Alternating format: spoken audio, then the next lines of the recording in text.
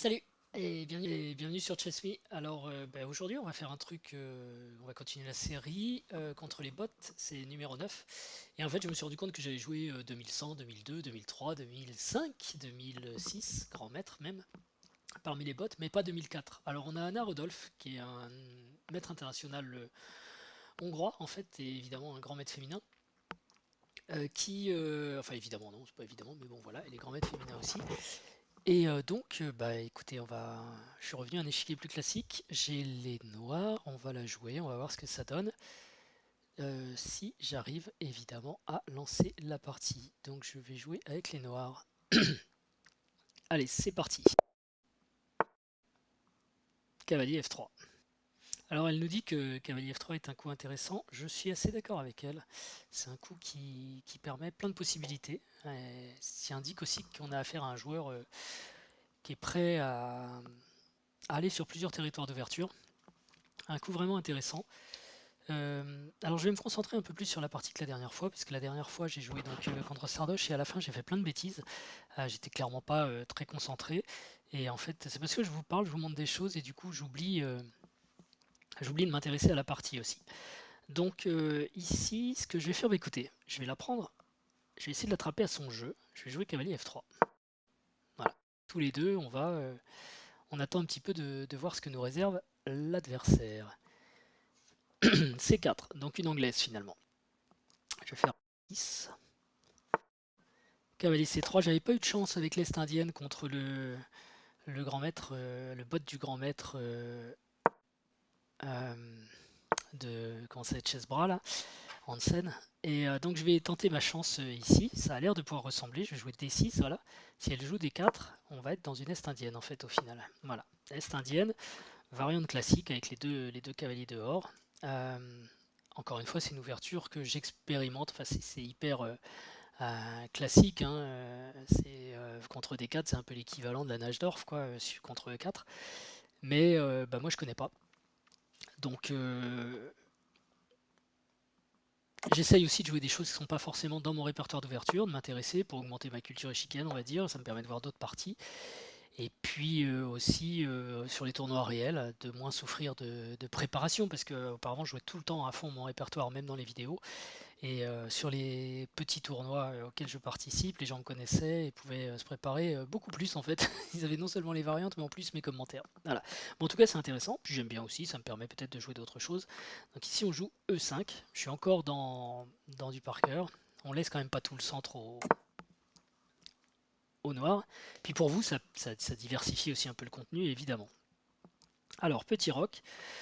Qu'est-ce qu'on joue ici? Alors, le problème, c'est que je suis pas très au point quand même sur les variantes. Je pense qu'on va mettre la pression sur D4, donc ça peut être cavalier C6. Voilà, on appuie sur D4 ici, et ça provoque D5, et du coup, ah oui, pour ceux qui ne savent pas, donc vous voyez baisser la tête, moi je joue sur un échiquier, je préfère, j'aime bien, plutôt que de jouer uniquement à l'écran. Parce que je trouve ça beau, un échiquier tout simplement, et comme je joue sans cadence de temps, sans pendule, je prends le temps de vous expliquer, et moi de regarder, de reporter les coups sur l'échiquier. Bon, ben là, on n'a pas tellement le choix. Enfin, si on a des petits choix, mais là, on va venir ici. Cavalier E7. On est encore dans des grandes variantes. Elle joue les grandes variantes.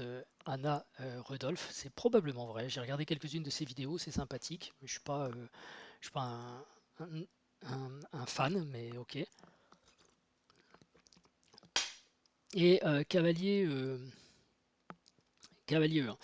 Donc, c'est un coup qui peut paraître bizarre quand on est débutant, mais en fait, elle prépare cavalier D3 avec l'idée de pousser C5. Elle pourrait jouer B4 aussi, d'ailleurs, qu'elle n'a pas joué.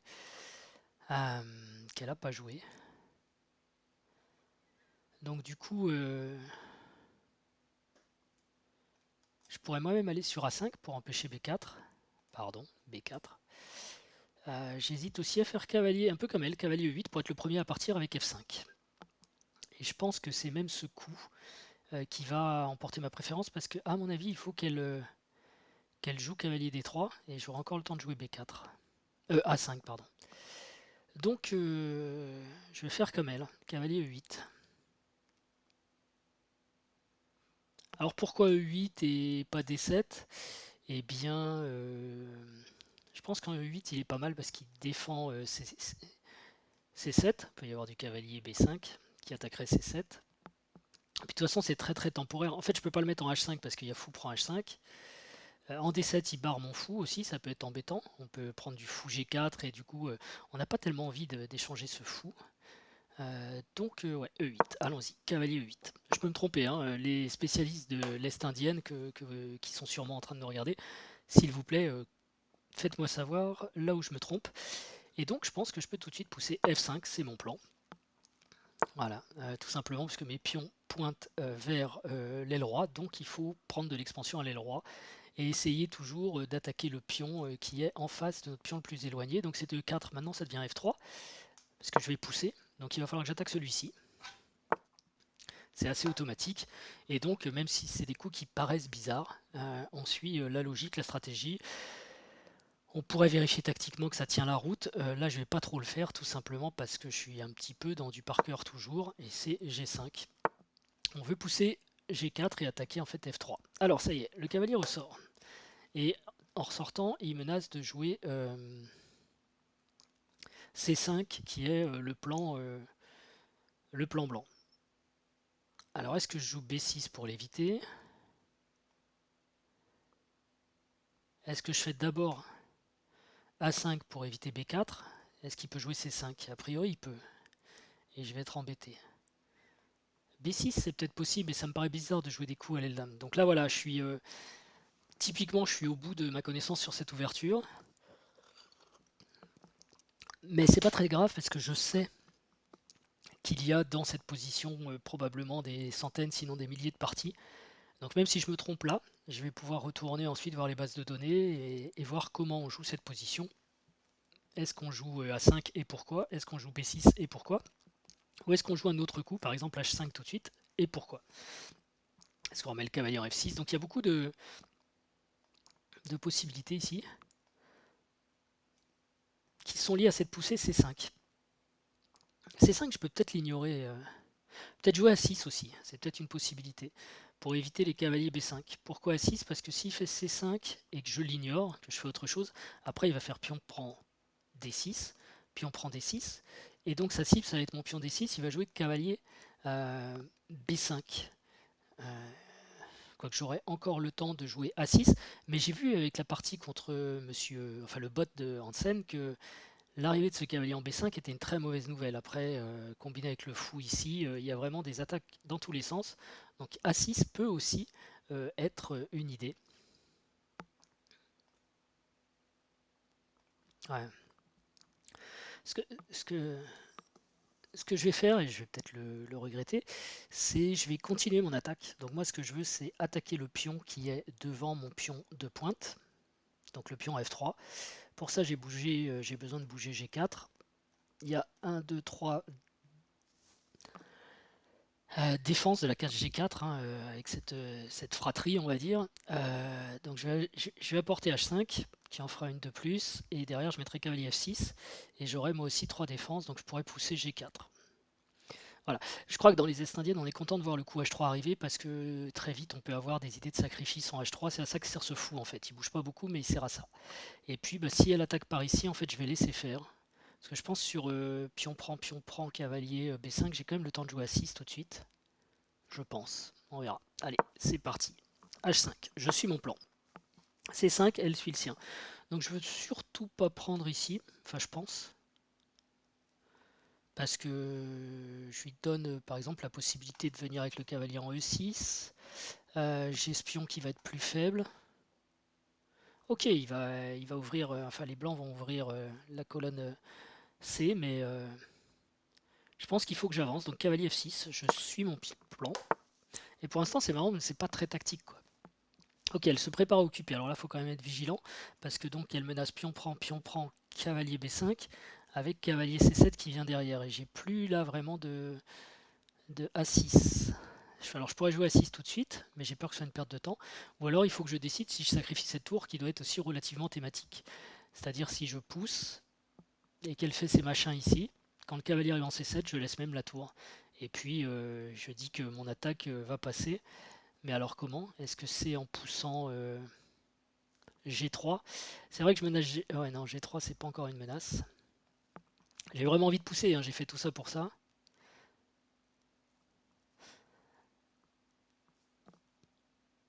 Et après, c'est vrai que ça fait peur quand même, ce cavalier qui arriverait en C7. Je suis pas forcément serein ici.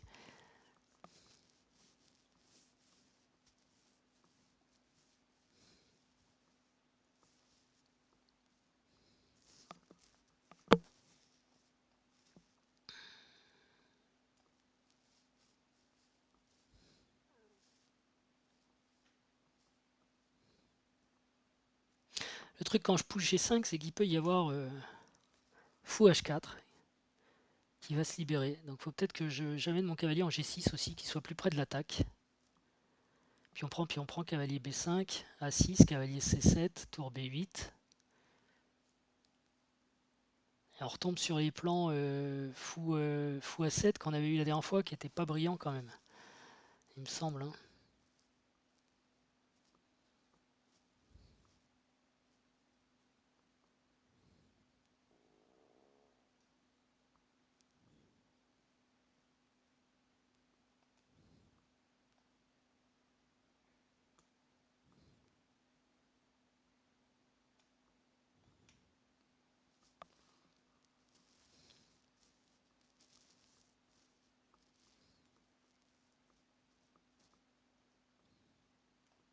On va essayer d'être logique. On a dit qu'on jouait ça pour G4, donc j'envoie G4. Je peux l'envoyer, je l'envoie. Après tout. Ok, fou H4. Donc G4, ouais, j'ai sacrifié un pion peut-être, mais je m'en moque de sacrifier un pion en G. Je vais ouvrir la colonne. Je dis sacrifier un pion parce que là, il peut faire fou prend F6. Sans doute, je ferai tour prend F6 d'ailleurs. Pion prend G4, pion prend G4, fou prend G4, fou prend G4. Mais d'ailleurs, sur pion prend G4, je sais même pas si je reprends.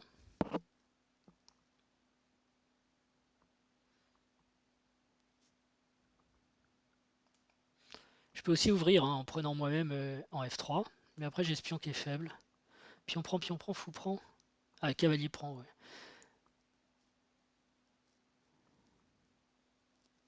Non, je vais mettre le cavalier parce que ça, en quelque sorte, je prends un tempo. Je rapproche mon cavalier de l'attaque. Et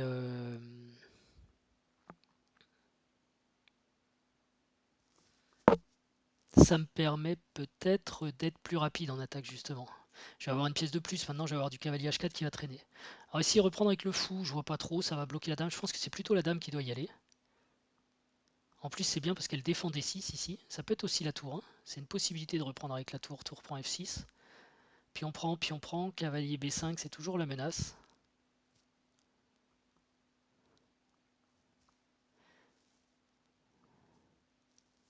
Et à ce moment-là, est-ce que je préfère avoir une tour ou une dame en F6? Peut-être une dame, hein, parce que derrière, je vais avoir G3. Alors G3, ça me plaît pas trop parce qu'il va pousser aussi. Pion prend, ouais, mais il y a fou prend H3, pion prend H3, et donc dame H4. Et là, ça a l'air déjà très très fort. J'aime bien avec la dame. Ok, pion prend. Donc évidemment, il va prendre ce pion. Donc ce que je vais essayer de faire, moi, c'est peut-être d'attaquer du coup sur la colonne H en sortant mes tours. Sur pion prend, fou prend. Est-ce que c'est ce que je veux? Je suis pas sûr. Par contre, c'est délicat de jouer roi F7 parce qu'elle pourrait jouer G3. Je peux être embêté ici. Et sur pion prend, fou prend, roi F7. C'est clair que c'est elle qui doit prendre si elle veut. Et là, du coup, j'ai tour prend. Et je suis pas mécontent. Donc il vaut mieux que je prenne, je pense. Faudrait que je regarde mon échiquier aussi, parce que en fait, je fais tout à l'écran là.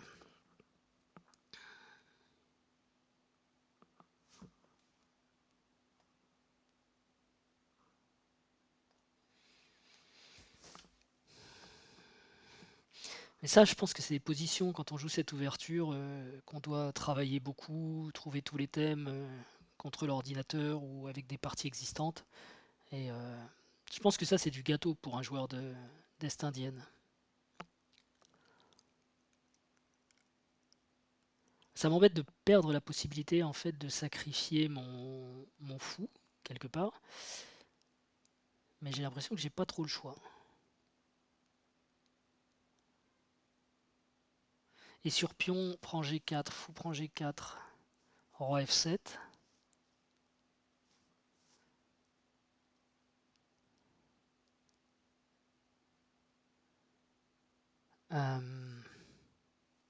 Il y a aussi du G3 qui est possible.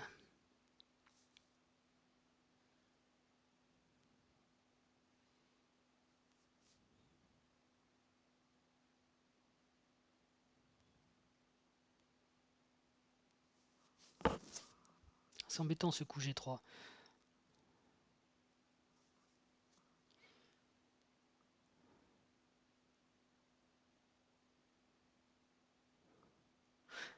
Si j'essaye de progresser autrement en jouant H4, elle va pouvoir jouer H3. Et là, je vais avoir du mal à faire des progrès.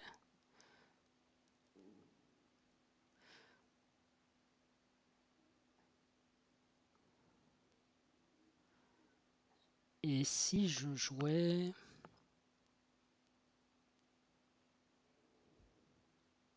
Si je jouais Dame G5, je vais avoir des problèmes en D6 peut-être. Parce que l'idée de Dame G5, c'est d'envoyer du cavalier H4 après.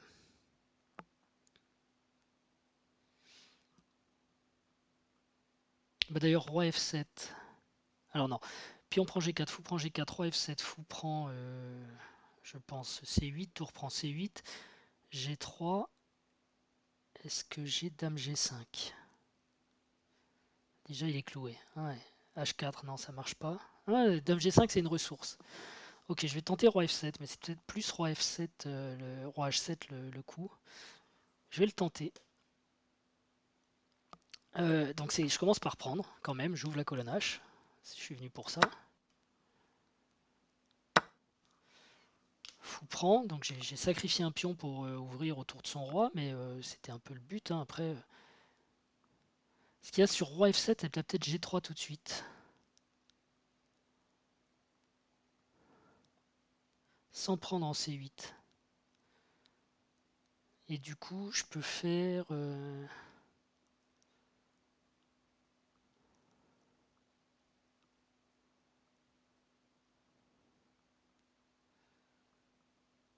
Ça fait peur roi F7. Est-ce que je passe par H7 plutôt? Ça paraît plus lent aussi, H7. L'idée, c'est de faire... Quoi que roi F7, G3, roi D, roi E7. C'est peut-être jouable ça. Même si pion prend D6, pion prend D6, cavalier B5. Au secours, la 7ème rangée.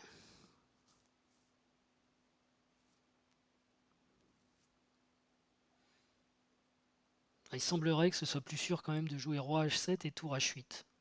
Ok, je vais y aller doucement. J'ai souvent tendance à vouloir aller trop vite et après je le paye. Donc allons-y. J'avais peur de venir ici, d'avoir des problèmes là. Bah ça y est, ça commence d'ailleurs. Un cavalier B5. Donc là, je peux peut-être défendre avec ma tour.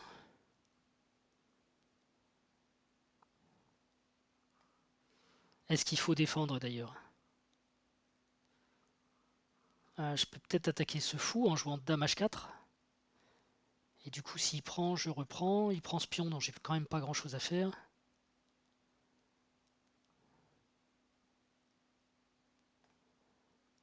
Ou alors je joue tour F7. Ici, j'ai plusieurs coups, donc tour F7. Et Dame H4, qui est aussi un coup intéressant. Dame H4 qui sacrifie quand même un deuxième pion, ça va peut-être faire lourd tout ça. Alors au lieu de Dame H4, j'ai peut-être Dame G5. Même idée, mais je laisse la case H4 pour mon cavalier. Parce qu'après, cavalier H4, c'est une menace. Fou prend, tour prend. Et Dame G5. Fou prend C8, tour prend C8, cavalier A7. Cavalier H4.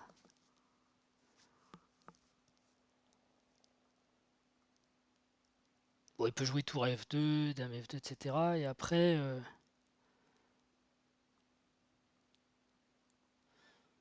Après, j'ai peut-être du tour... Ouais, je sais pas. J'ai peut-être été trop optimiste.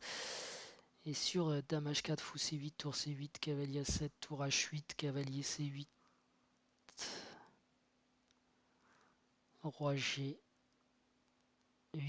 H3. Je vois pas trop comment je passe.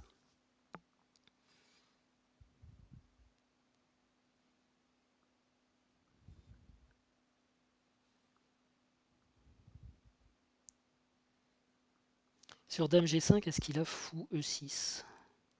Moi, je pense que j'ai Cavalier H3 quand même. H4. Cavalier H4, ça me paraît être le mieux. Hein. Et sur... enfin, Dame G5, pardon. Fou quelque part, suivi de... Alors ça peut être Fou H3 aussi. Non, ça peut pas. Fou prend H3, ça perd.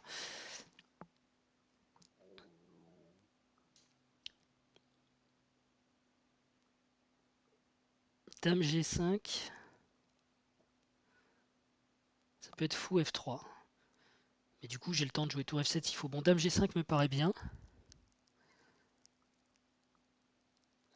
Parce que je vais avoir du cavalier H4 et je vais peut-être plutôt attaquer sur la colonne G que sur la colonne H. Allons-y. Ok, donc il prend. En fait, il prend le pion A7 surtout. Donc, deuxième sacrifice de pion. Tour prend. Enfin, est-ce que tour prend tout de suite? Oui, tour prend tout de suite, c'est un peu forcé. Ah, et il veut venir en D6. Ça, c'est un coup que j'avais pas vu. Je sens que je joue très mal en ce moment d'ailleurs. Je sais pas à quoi c'est dû. Fatigue, motivation, plein de choses. Mais bon, heureusement, vous êtes là. Alors, Anna, maintenant, ça lui fait 3 pions d'avance. Hein. Non, 2 pions d'avance, ça c'était prévu. Et elle menace accessoirement de jouer D7 qui est embêtant. Et si je fais pion prend D6, cavalier prend D6, ou tour prend C8, tour prend C8, cavalier D6. Bon, j'ai déjà cavalier H4, je peux jouer cavalier H4. Ça menace un mat en 1. Elle va peut-être jouer tour F2.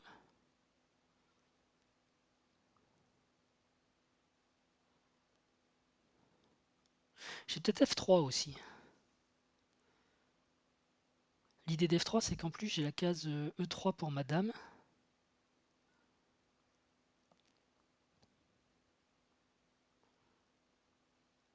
Enfin, sur F3, il y a tour prend F3, ça marche pas trop mon histoire. F3, tour prend F3, tour prend F3, dame prend F3, et je calculais, je peux malheureusement pas faire dame prend C1 parce qu'il y a le cavalier qui défend. Maintenant, si je prends tout de suite, ça devient possible cette variante. Genre cavalier prend, et hop, je fais F3. Mais bon, là non plus, elle n'est pas forcément obligée de prendre en F3. Elle peut laisser faire, elle peut jouer tour F2.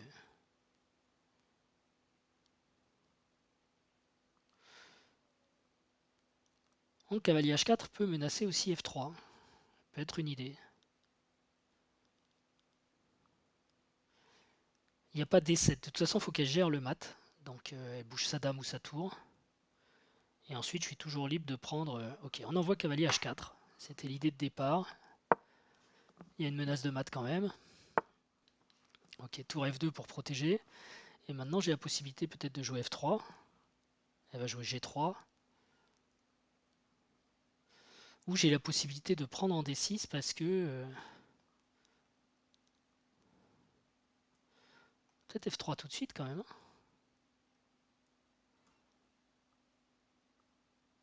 Je pense qu'elle va jouer D7. F3, D7, cavalier prend G2. C8, dame. Cavalier E3, échec. Roi H1.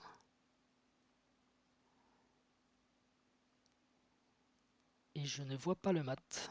Je peux reprendre la dame, bien sûr, mais j'ai quand même perdu une tour. Je pense que le plus sûr, c'est quand même de sacrifier un cavalier et pas plus qu'un cavalier. Sacrifier un pion et pas une pièce. Donc je vais peut-être prendre. Ça y est, c'est fait. Voilà. Et ici, qu'est-ce que je peux jouer? Je peux prendre la tour, ça c'est un temps, mais j'ai plus F3 à disposition parce que madame est clouée. Voilà, j'ai l'impression que j'ai perdu le fil. J'ai perdu le fil, elle défend tout. Bon, je peux encore essayer de faire des choses avec tour G8. Hein. Donc tour prend, tour G8. Non, tour prend, tour G8, dame C7. Et sur dame C7, j'ai peut-être F3. Attention. G3.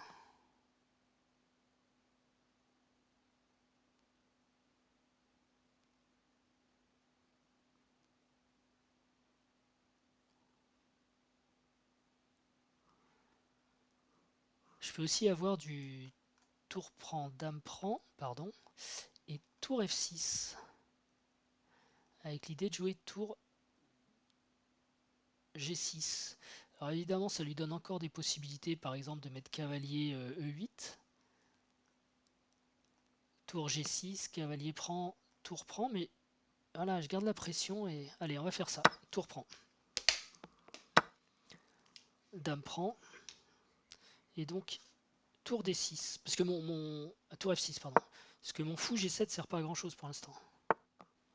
Ok, bah elle va là où je l'attendais. Et donc, tour G6.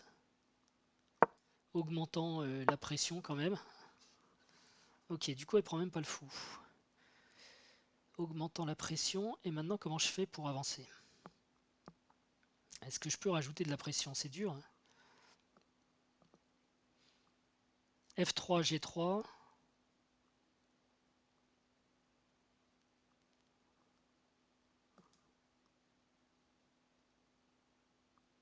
Je vois pas comment percer en fait.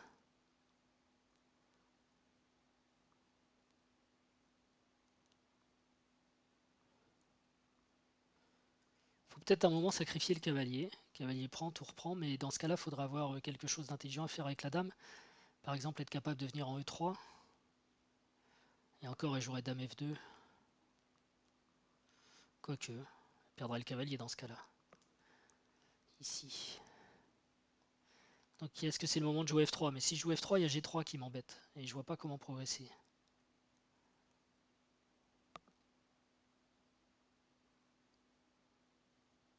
Et puis elle, de son côté, elle va aller vite parce qu'elle va peut-être pousser un pion. Et ouais, ça peut aller très vite. Ça reste intéressant, hein, parce que si j'en suis là contre un maître, je me dis que effectivement ça peut jouer contre des joueurs inférieurs.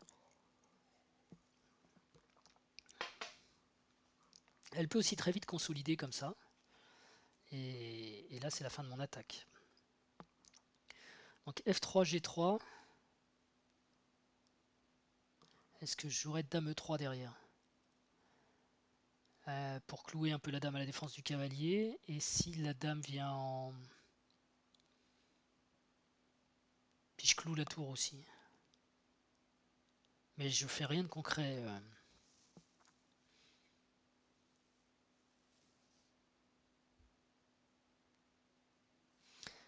Alors je peux peut-être jouer dame G4 avec l'idée de faire cavalier échec. Imprenable.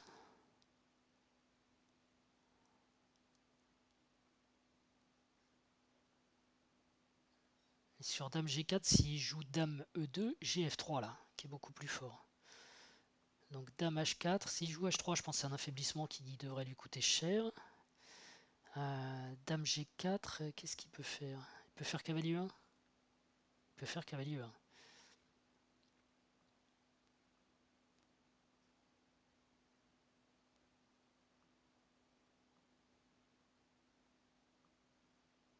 Mais cavalier E1 qui menace pas cavalier F3, parce que j'aurais cavalier prend F3 quand même qui marcherait. Est-ce que derrière je bascule avec tour H6 et allez, on essaye de partir sur le pion H?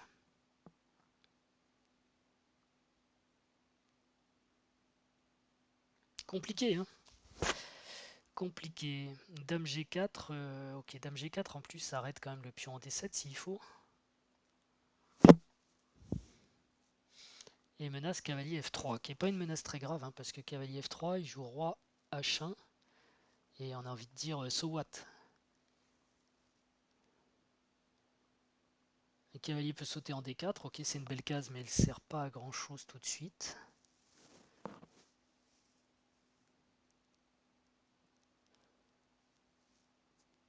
Peut-être qu'elle sert quand même à pousser F3. G3, tour H6. Ok, on va tenter ça. Je suis pas sûr du tout d'aller dans la bonne direction. Alors, j'intercale pas l'échec hein, parce que sinon je perds du matériel. Donc il faut que je reprenne. Je peux reprendre avec le roi aussi, mais ça me paraît pas malin. Ah, j'ai raté ça. Bon, bah écoutez, c'est game over, game over. Je joue comme un pied en ce moment. C'est compliqué. Et en plus, il contrôle la case F3. D'accord.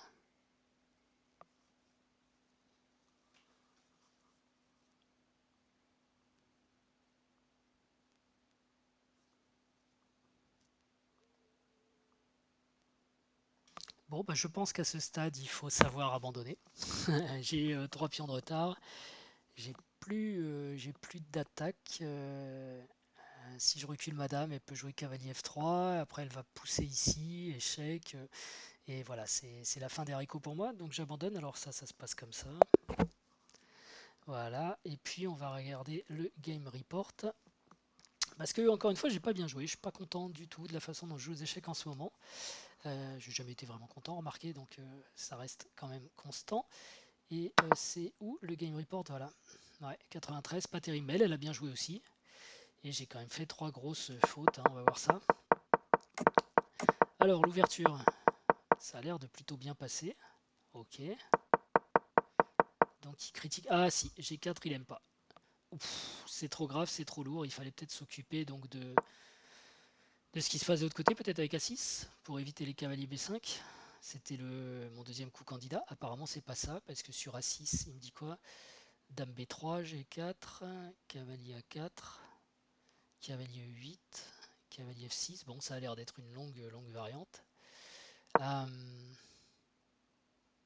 si c'est pas G4. Ah, peut-être ce que je disais aussi, empêcher fou H4, je l'ai juste dit furtivement, mais bah oui, c'est ça, ça je l'ai raté. C'est vrai que quand fou H4 est arrivé, ça m'a un peu gêné.